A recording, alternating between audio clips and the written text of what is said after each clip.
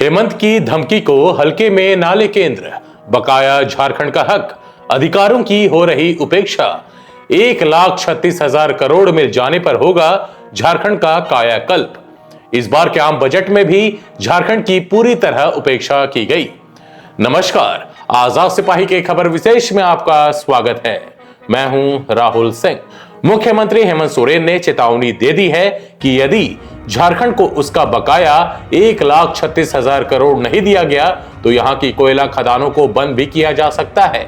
इसके अलावा हेमंत सोरेन ने यह भी कहा है कि जिन खदानों से अब उत्पादन नहीं हो रहा है वह जमीन भी झारखंड को वापस दी जाए, नहीं तो झारखंड के लोग इसे वापस लेने के लिए एक और आंदोलन के लिए तैयार हैं।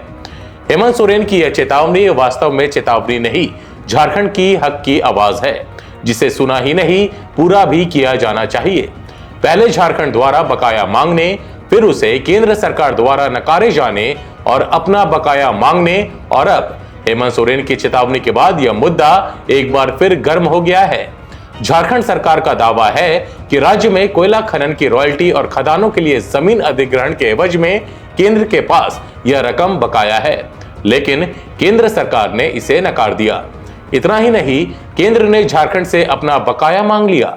ऐसे में झारखंड के सामने अब अपने अधिकार के लिए आवाज उठाने और नहीं सुने जाने पर आंदोलन का रुख अख्तियार करने के अलावा कोई चारा नहीं रह गया है। केंद्र को झारखंड सरकार ने 4 बार इस मुद्दे को लेकर पत्र लिखा, लेकिन केंद्र से कोई जवाब नहीं आया। अब हेमंत सोरेन आर पार के मूड में दिखाई दे रहे हैं और जाहिर है कि इस मुद्दे को लेकर टकराव बढ़ेगा। इसलिए इस मुद्दे पर अब दोनों पक्षों के बीच बातचीत कर इसे सुलझाने की जरूरत है, ताकि रिश्तों में खटास पैदा नहीं हो।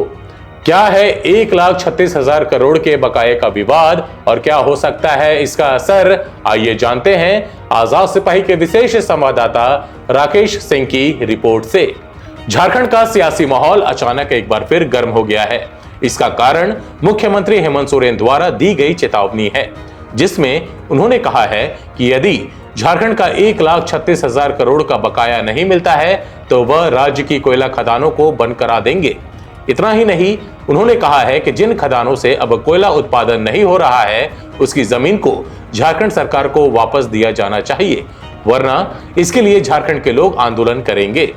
मुख्यमंत्री का यह बयान उस झारखंड के वाजिब हक की आवाज है जिसे इस बार के बजट में पूरी तरह उपेक्षित रखा गया। देश की खनिज संपदा जरूरत का 40% पूरा करने वाले राज्य की ऐसी उपेक्षा कहीं से भी उचित नहीं कही जा सकती है।